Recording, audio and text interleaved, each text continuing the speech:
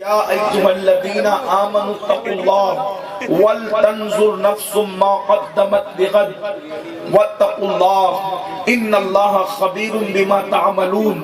اے ایمان والو، اللہ سے ڈرو اور کل یعنی میدان محشر کے لیے، یوم قیامت کے لیے تم کیا بھیج رہے ہو، تم کیا روانہ کر رہے ہو، اس سلسلے میں غور کرو، اس سلسلے میں فکر کرو کہ اس دن کے لیے تم نے بھیجا کیا ہے، اس دن کے لیے تم نے روانہ کیا کیا ہے۔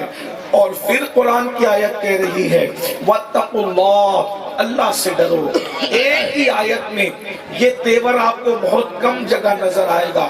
آغاز بھی اتقوا اللہ سے ہے، انجام بھی اتقوا اللہ پر ہے۔ ماشاءاللہ۔ اندازہ تو فرمائے اللہ سے ڈرو، اور پھر اس کے بعد کہا جا رہا ہے اللہ اکبر، اللہ تمہارے اعمال کی خبر رکھتا ہے، اللہ رب العزت تمہارے اعمال سے غافل نہیں ہے۔ تحت الثری کی تہ میں جا کر گناہ کرو گے، اللہ تمہیں دیکھ رہا ہے۔ آسمان کی بلندیوں کی طرف جا کر گناہ کرو گے، اللہ تمہیں دیکھ رہا ہے۔ اور پھر محشر کیا ہے، اللہ اکبر، یاد رکھنا، اچھی طرح یاد رکھنا، اللہ اکبر۔ یہ جو آج ہمارے ذہن و دماغ کے اندر یہ خبط سوار ہے کہ میدان محشر میں جو ہوگا دیکھا جائے گا، جو ہوگا دیکھا جائے گا، یاد رکھو اللہ کے بندو، آؤ محشر کسے کہتے ہیں، میدان محشر کی شان کیا ہے۔ پہلی بات تو یاد رکھیں، قیامت کو قیامت اس لیے کہتے ہیں کہ قیامت اللہ اکبر قیام سے، یعنی کہ اس دن سب کھڑے ہوں گے، کسی کو بیٹھنے کی اجازت نہیں ہوگی۔ ذرا تصور کریں، اللہ کے سچے رسول صادق و مصدوق مصطفیٰ کریم رؤوف الرحیم صلی اللہ علیہ وآلہ وسلم فرماتے ہیں قیامت کا دن 50,000 سال کے برابر ہوگا۔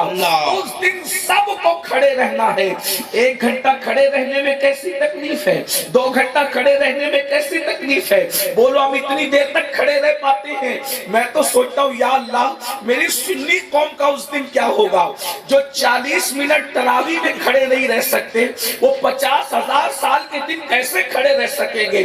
اندازہ تو فرمائے، ذرا غور تو کرو، ٹانگوں میں اتنی طاقت نہیں ہے کہ اے سی اور پنکھوں کے نیچے اور رات کی تاریکی میں ٹھنڈی رات میں چھت کے نیچے 20 منٹ تراویح کے لیے ماہ رمضان میں 1 مہینہ کھڑے نہیں رہ سکتے۔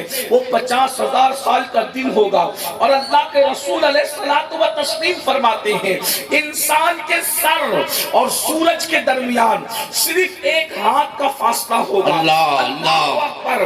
آج سورج اپنی پشت کی طرف سے چمک رہا ہے، سورج چوتھے آسمان پر ہے، ہزاروں میل کی دوری پر یہ سورج آج پیٹھ کی طرف سے چمک رہا ہے، پشت کی طرف سے چمک رہا ہے۔ اس دن میرے آقا فرماتے ہیں سورج پشت کی طرف سے نہیں چمکے گا، پیٹھ کی طرف سے نہیں چمکے گا، بلکہ اپنے چہرے کی طرف سے چمکے گا۔ اندازہ کرے جو پیٹھ کرے ہزاروں میل کے فاصلے پر، مئی اور اپریل میں اتنی گرمی ہوتی ہے جب اللہ اکبر سورج سر پہ ہوگا، انسان کے سر اور سورج کے درمیان صرف 1 ہاتھ کا فاصلہ ہوگا۔ اس دن کے لیے کیا تیاری کی ہے؟ بڑی معذرت کے ساتھ ایک بات میں آپ سے پوچھوں، اس دن کوئی کام نہیں آئے گا۔ اللہ اکبر۔ میدان محشر کی جو شروعات ہے اس وقت کا حال تو یہ ہے، ننگے بدن سب بغیر کپڑے کے ہوں گے، پسینے کا حال یہ ہے۔ اللہ اکبر۔ سیاہ ستہ کی روایتیں گواہ ہیں، لوگ پسینے میں پریشان حال ہے، پسینہ نکل رہا ہے، کسی کا ٹکنوں تک پسینہ ہے، کسی کا گھٹنوں تک پسینہ ہے، کسی کا کمر تک پسینہ ہے، کسی کا گلے تک پسینہ ہے، کسی کے منہ میں پسینے کی لگام ڈال دی گئی ہے۔ اللہ اکبر۔ کوئی پسینے میں ڈبکیاں لے رہا ہے، کوئی پسینے میں ڈبکیاں لے رہا ہے۔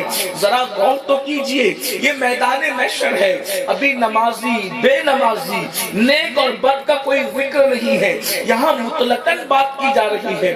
ذرا غور کیجئے میرے بھائیوں، ہمارا کیا بنے گا؟ اللہ اکبر، ہمارا تو غسل اور وضو بھی درست نہیں ہے، ہمیں تو قرآن میں سورۃ الفاتحہ جو سب سے آسان سورت ہے وہ بھی صحیح طور پہ پڑھنا نہیں آتا، ہم نے کبھی پڑھنے کی کوشش ہی نہیں کی۔ ہزاروں گانے تو یاد ہیں لیکن چند سورتیں بھی ہمیں یاد نہیں ہے قرآن کی۔ ذرا غور تو کیجئے، قرآن پکار پکار کر کہہ رہا ہے اس دن کے لیے تم نے کیا تیاری کی ہے؟ گانے یاد کرنے والوں، غزلیں یاد کرنے والوں، کیا قرآن کی صحیح صورتیں بھی تمہیں کچھ یاد ہے؟ صحیح طور پر قرآن پڑھنا بھی جانتے ہو؟ اللہ اکبر، میرے آقا صلی اللہ علیہ وآلہ وسلم کے پیارے دیوانوں، صحیح طور پر قرآن کی چند صورتیں بھی پڑھنا جانتے ہو؟ اندازہ تو فرمائے، غور تو فرمائے، کسی پر بس نہیں۔ ام المومنین سیدہ طیبہ طاہرہ عائشہ صدیقہ رضی اللہ تعالیٰ عنہ، یا رسول اللہ، جب لوگوں کے